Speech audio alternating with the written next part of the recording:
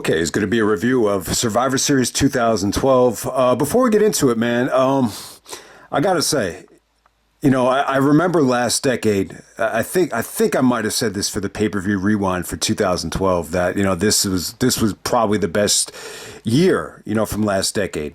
I think. When you look at the whole year, Punk was champion and, he was champion the whole year. And I think maybe that's why people, say that. Maybe that's why I felt that way. And there's certain shows where it feels great. Extreme Rules, this should have been one of the greatest WrestleManias of all time if it just had a better opener.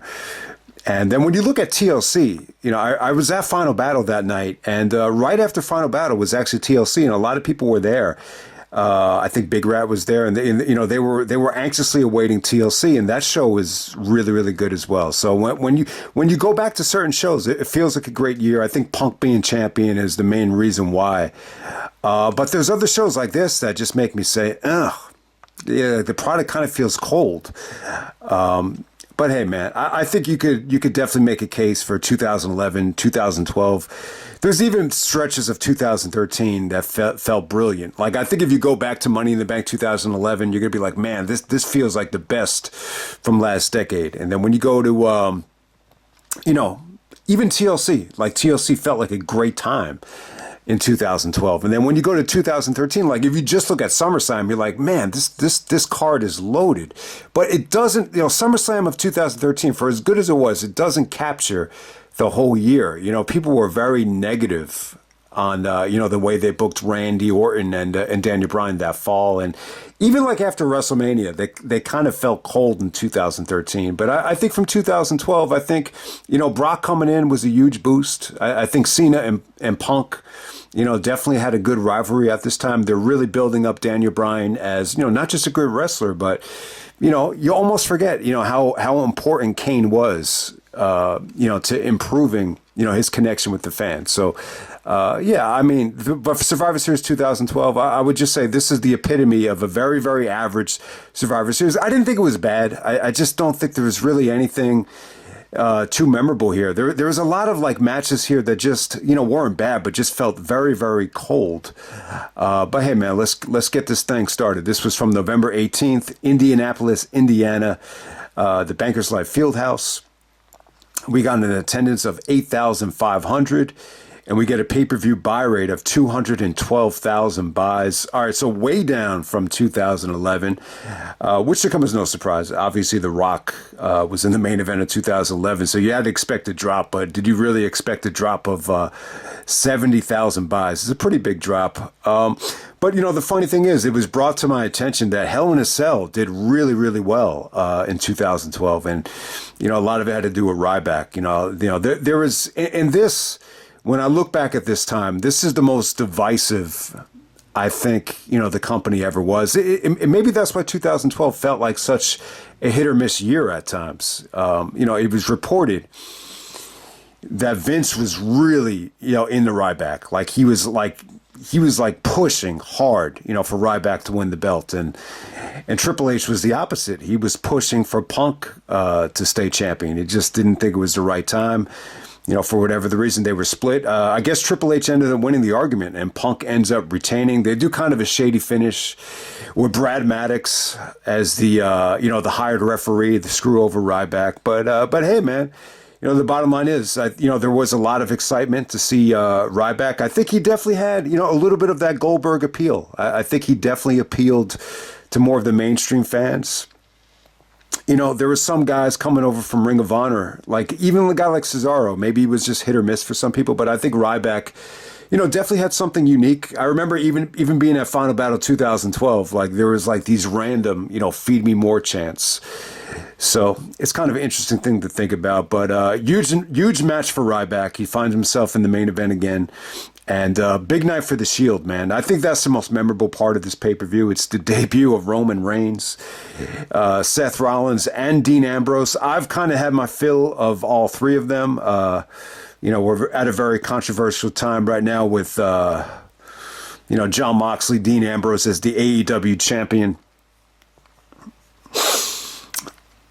But hey, this is where it all started. And, from what I understand, it was actually Punk's idea.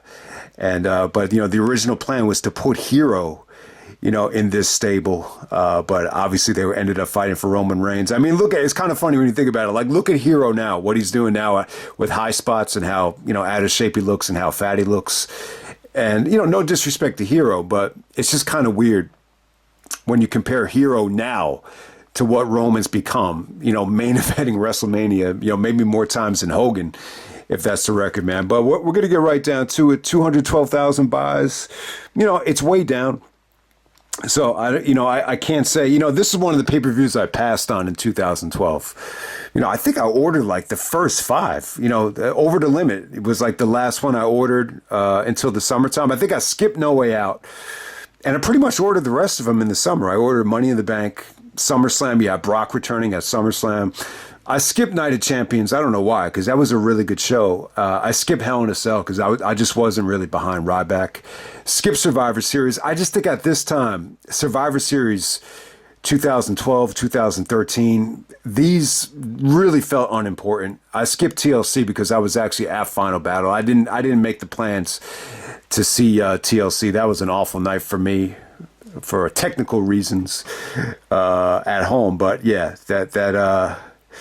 so just to give you so I think it was kind of a hit or miss year, 2012. The pay-per-view theme here, it's actually Now or Never by Out of Sight. Does anyone remember this theme? They barely played it. The only time they played it back watching the show was when they just promoted it.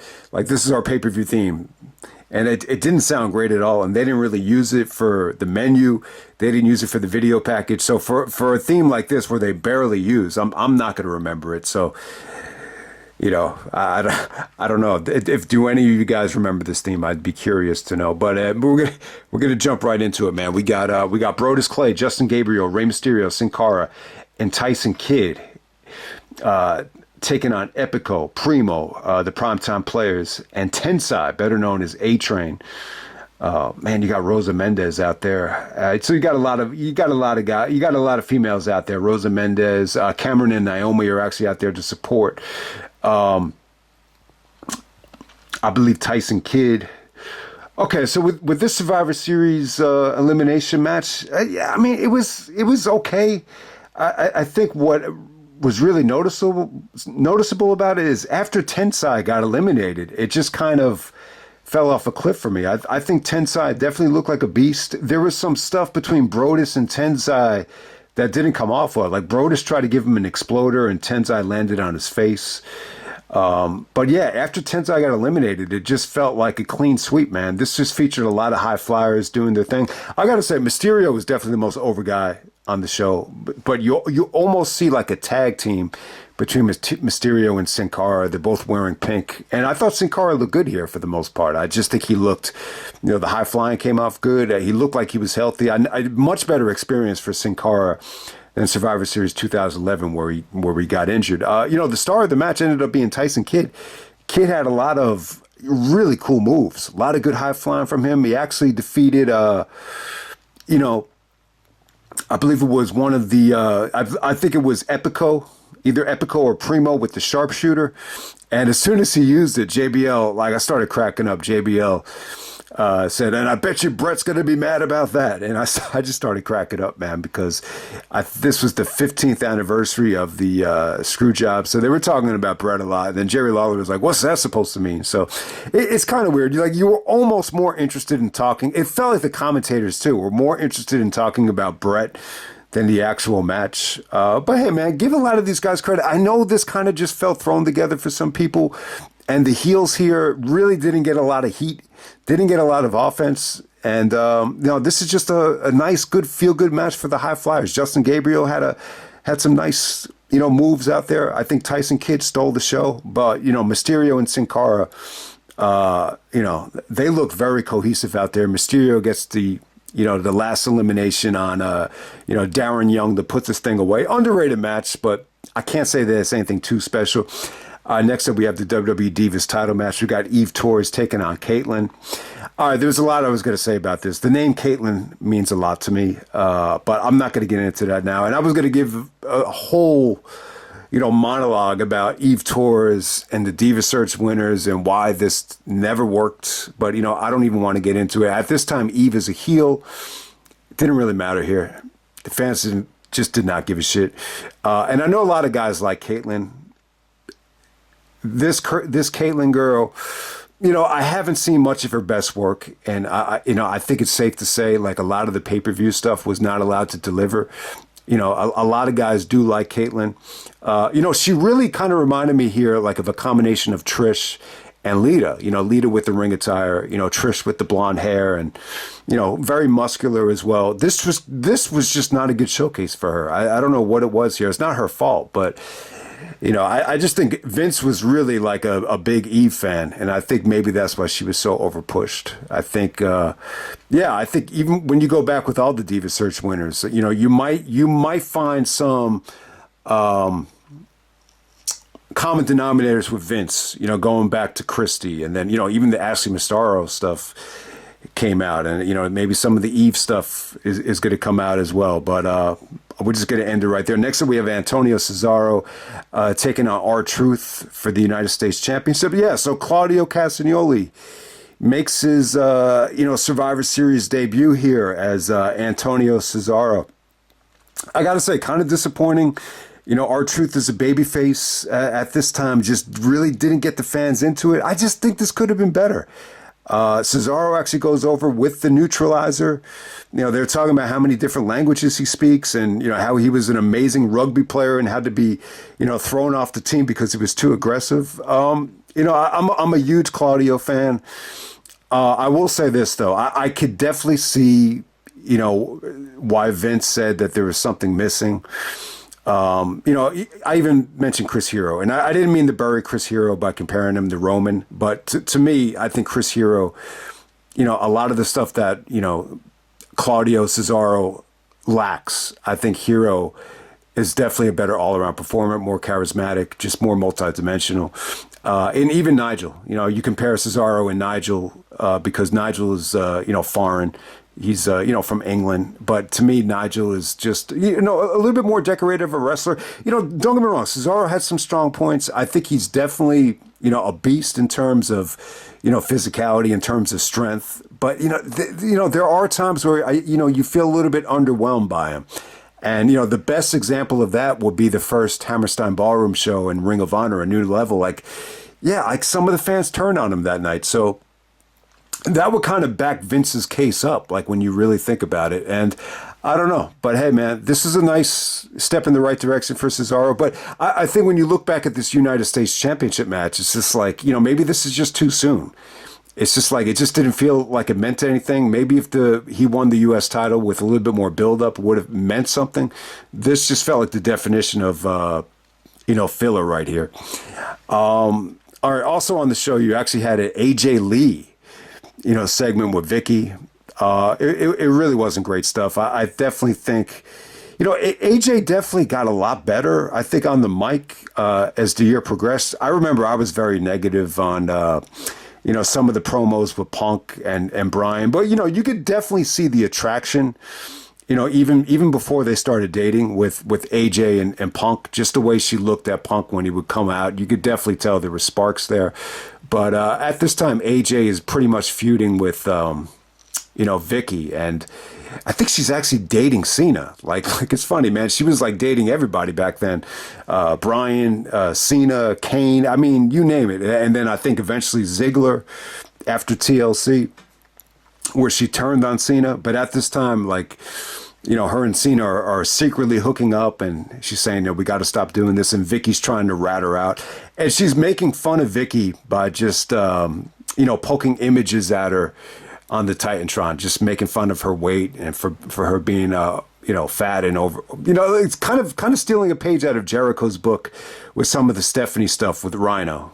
When Jericho called Stephanie a beast, he's like, and you too, Rhino, like one of those segments there. So I can't say it's something that could have been on Raw. I just felt really, I said to myself, wow, like why is this on Survivor Series? But you almost forget how long this AJ Vicky segment went.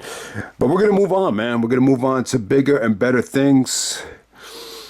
including the Big Show. We got the Big Show defending the world title against Sheamus. It seems like the match that they had at Hell in a Cell was good. You know, Cole actually called it a classic. Yeah, and I do remember, I think around this time, Big Show was really starting to have, you know, some solid matches for the world title. You know, whether it be Del Rio, whether it be Sheamus. You know, a lot of people did think Big Show was a good worker. You know, he really, if you put him in the ring with the right guy that could get him off of his feet, you could get some good stuff out of him. I think when you put him with guys like Cena and Orton, it was just, they just never had chemistry together. Cena and Orton with Big Show for whatever the reason. You know, Kurt and Brock, phenomenal chemistry. The same could be said about Sheamus. I got to say, I was really impressed with Sheamus here. I think this match with Big Show was a little bit sluggish. It took a while to get going. But I thought Big Show looked good here for the most part. And I got to say, incredible, you know, strength from Sheamus. I think Sheamus is really underrated. You know, definitely as a worker. I think the Daniel Bryan stuff definitely hurt him. But I think what goes under the radar is, you know, you see Sheamus's physique. You know, you don't really think about how strong he is and, you know, how, you know, impressive he is at getting guys off their feet. I mean, when you look at Sheamus, the first thing you think of is, man, this guy looks like a ghost. Like, he looks so white. But, man, he's an incredible athlete. You know, obviously he's uploaded, he has this whole, I think he has a whole like collage or YouTube channel just dedicated to working out. So, I mean, the guy is a beast in the gym. He's very, very strong. And, you know, JBL even mentioned it. Like, imagine trying to put 450 pounds on your back and executing it. I got a lot of respect for Sheamus because I know how hard it is to, you know, lift weights every day without getting injured, you know, getting a hernia, you know, stuff like, you know, when you pick up Big Show, you know, it's a hell of a risk. But the fact that Sheamus is able to do it here and not injure him, you had some awesome feats of strength here from Sheamus. The highlight would be the electric chair. You know, Big Show was trying to do that splash by the turnbuckle. Sheamus actually puts Big Show on his shoulders and drops him with an electric chair. I thought it came off great. And then he actually gets him up for the white noise, which is really impressive. I would even say, you know, I love Kurt Angle more than anybody, but man, I would say that the white noise on Big Show is even more impressive than the Angle Slam, because sometimes Kurt wasn't able to get him all the way up. I mean, nothing is going to beat the F5. I mean, the F5 on Big Show is, you know, Brock is a fucking beast. You know, even Cena, you know, give him credit for getting up Big Show. But, yeah, man, a lot of these guys, you know, were very dedicated, you know, in the weight room. And there's a lot of times where it paid dividends in the ring. So give Sheamus credit, man. This match kind of had a weird ending, though, man. You know, Big Show actually wins by knockout. But because he threw the referee in front of Sheamus for the bro kick, the referee got knocked out. So one referee comes down and actually counts the pinfall. Then another referee comes in Big Show's face and just says, "You're disqualified. Sheamus is technically the winner." You know, what it does is it keeps Sheamus in the mix, and Big Show's still upset about it. He's still upset about the DQ because I guess the mindset is, like, if you defend your belt successfully and you get a pinfall, you could just move on to another challenger. But, you know, Big Show didn't want to face Sheamus again, and he's calling the referee a dumbass. He's yelling at the referee, and then Sheamus attacks Big Show with the chair. I guess this set up like a chairs match for TLC. That's the way it kind of ended here, but, you know, not that bad. It was pretty damn cool. I mean, it's a little bit rough in the beginning, but I got to say, I was actually impressed with some of the work that Sheamus and Big Show did here. And if their match at Hell in a Cell was better than this, it actually makes me want to go see it, because I don't remember it that well, but now it kind of rings a bell that got a little bit of hype when you look back on it. We're going to move on to the Survivor Series 10-man elimination tag match. This is the more star-studded one.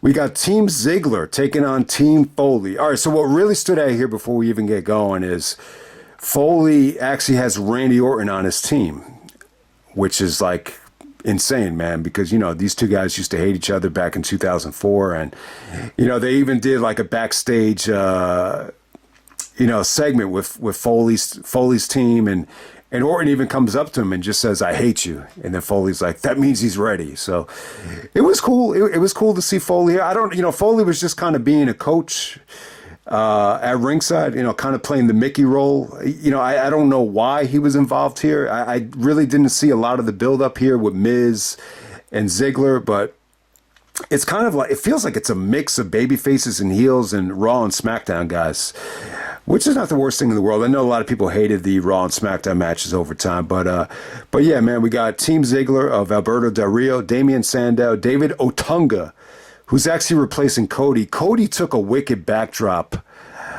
from Kane, actually, and, almost separated his shoulder.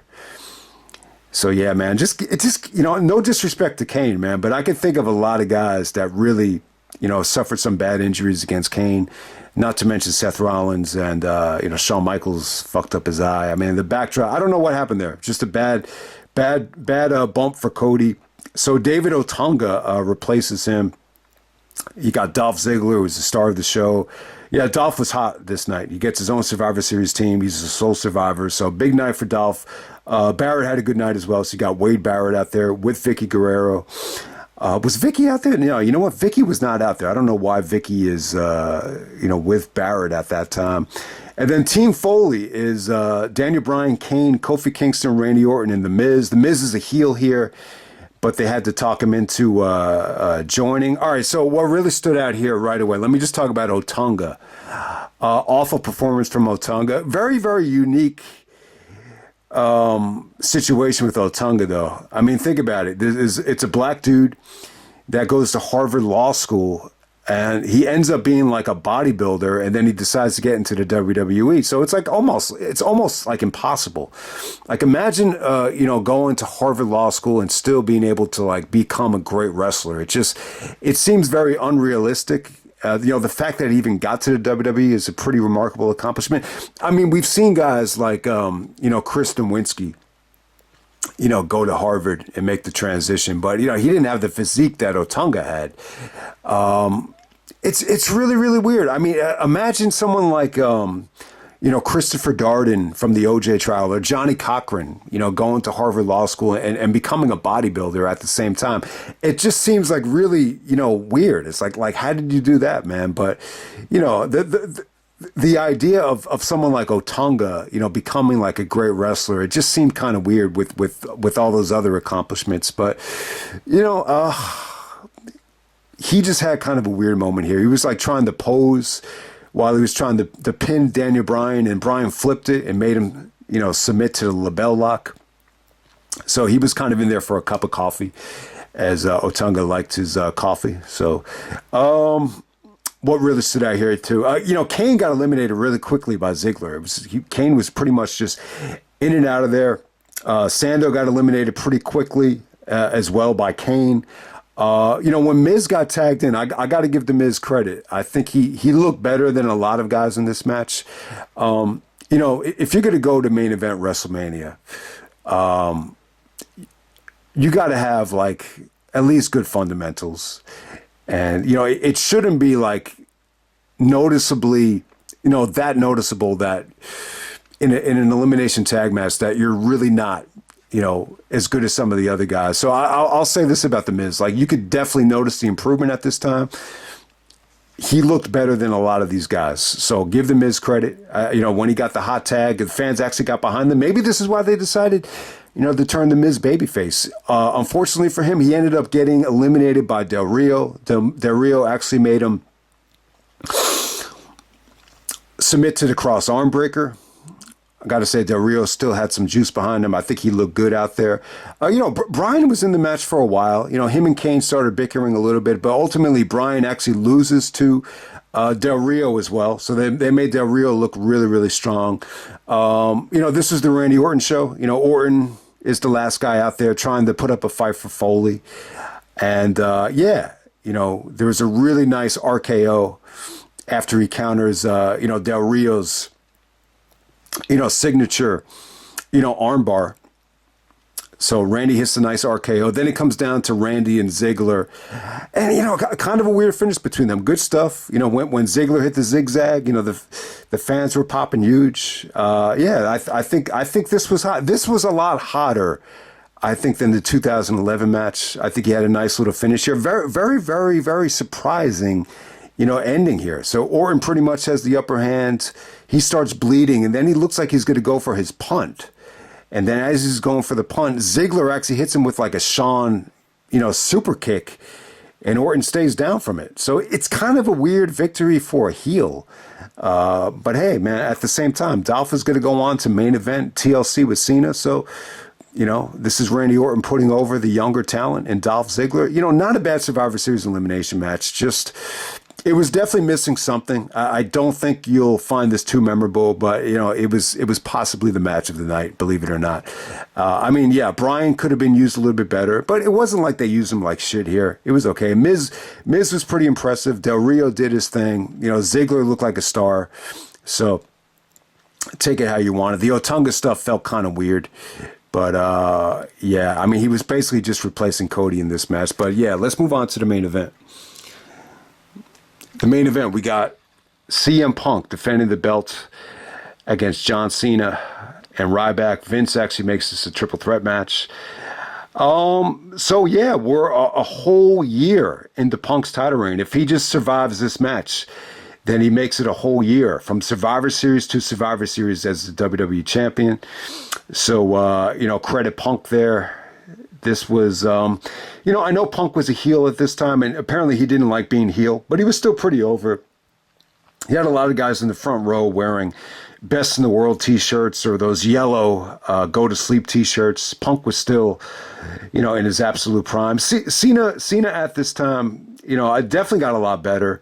The 2009 main event with Triple H and Shawn Michaels, you could definitely notice the improvement of Cena's coordination in 2012. That's what definitely stands out about this match. Punk and Cena worked a lot in 2012. They even had Raw matches that some people might not even remember. I think they wrestled at Raw 1000. They wrestled on the Go Home show right before this, where, Ryback and Cena were doing the tug of war and Punk was looking all paranoid. So it's a good triple threat match. I think this is really solid. It's not as good as the DX, triple threat from 2009 with Cena, with Shawn and Triple H. I would definitely say not as good, but in some ways a better crowd reaction and, a better environment, if that makes any sense. I think, Ryback here for the most part, had a lot of fans behind him. I think a lot of the mainstream fans, definitely gravitated towards Ryback the same way they did towards Goldberg. They even had like those tout things where you could like, send in a video, and a lot of people were really, into the Feed Me More stuff with Ryback. So, yeah, I was never a big Ryback fan. But, give this guy credit, man. This guy was trying to get into WWE, since 2004. I think he was in Tough Enough, the same Tough Enough that Miz and Daniel Puder were in. I think he was going by the name of Skip Sheffield. And then he was on the NXT match at SummerSlam. That 7-on-7 NXT match with Brett and Daniel Bryan. He was in that match.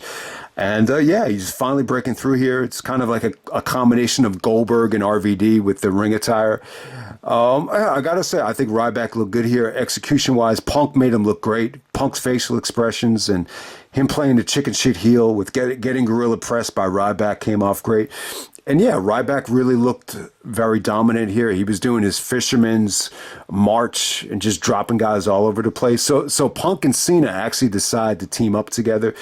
And it was cool. I like the idea of Punk and Cena, being heels, like as a tag team. And, I know we don't have much time left for Cena, but, there's a lot of debate whether Punk and Cena might work together, maybe on the first Netflix, maybe at WrestleMania. Who knows? But all I'm saying, I just want to throw the idea out there for, the Cena heel turn stuff is a thing of the past, and the discussion, I know it's played out, but still, I love the idea of Punk and Cena, like being a heel tag team. I think that would be awesome because, you could definitely make the argument that Punk and Cena, the two best mic workers of the last 20 years, but it's kind of a weird mix. Cena's more of a rapper. Punk is more of like a straight edge punk rock guy. So I don't know if that will work, but, they actually put Ryback through the table. I can't remember exactly how he goes through the table. I can't remember if it was belly first or just a suplex, but they put him through the table. Punk and Cena work their magic. I will say this. It felt like Punk and Cena really overdid it with the kickouts at this time. Punk hits, Cena with the go to sleep, Cena kicks out. Cena hits the F5, the FU, attitude adjustment. Punk kicks out of it. I think this had some good moments. Punk broke up, some of the pinfalls with an elbow drop. That was when Ryback was in the match. That definitely stood out about it. But, yeah, I mean, for the most part, when Ryback made the big comeback, the Shield comes out. This is before they have the Shield vests and everything. They're just wearing like black shirts. It's really, really weird. Cena's kind of just laying there, and they really kind of just focus on Ryback, and they do that huge power bomb through the table. They put Ryback away, and that gives Punk the green light just to put away Cena, and that's pretty much how it ends. So Punk survives at Survivor Series. He makes it a whole year as champion. I think at this time on the mic, I think Punk could have been a little bit better. I think him and Heyman, were a little bit too simplistic, and there's a lot of similarities here with Punk and Heyman together and Roman and Heyman together with, counting the days of the title reign. I think this is around the time Heyman started to realize there's a little bit more value in just being a little bit simplistic, rather than just shooting on guys like he did in 2000 with the TNN network. So that's what really stood out about this match. But yeah, I think it's a good triple threat. I think it's a good triple threat match. It's probably not better than the one from SummerSlam. These Cena and Punk triple threats, I don't think they... they're going to go down as some of the better triple threats of all time, but it's a solid main event, and it still kind of captures how hot Ryback was. And, he had that really, really good match at TLC where he teamed up with Team Hell No against the Shield. I remember that. I think that stole the show from TLC. There's no doubt about that. But I think where Ryback lost momentum was after the Rumble. I think after the Rumble, and once you got to WrestleMania, there was kind of like a negative reaction towards him. So, but that's pretty much it, guys. That's Survivor Series 2012. I would definitely say average show. I didn't think any of this was bad. I just, it's just really nothing. It's just nothing too excited to talk about. I found this very difficult to review. Like even some of the good stuff was just kind of there for me, but it definitely wasn't bad. I can't see anybody saying that this was horrible, and it's cool. It's cool to see Punk as champion. It just kind of, makes me appreciate the year and that time a little bit more.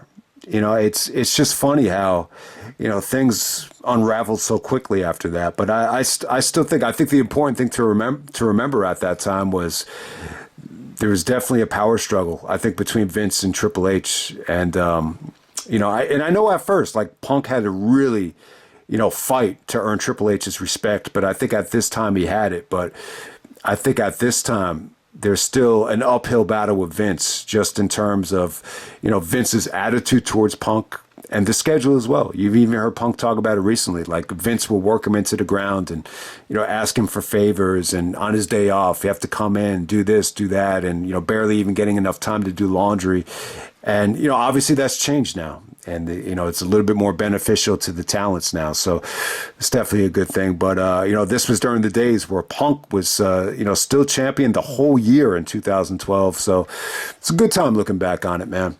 I wish I was able to enjoy it and appreciate it, at the time. But it's a cool show. Definitely a solid show. And I'm out.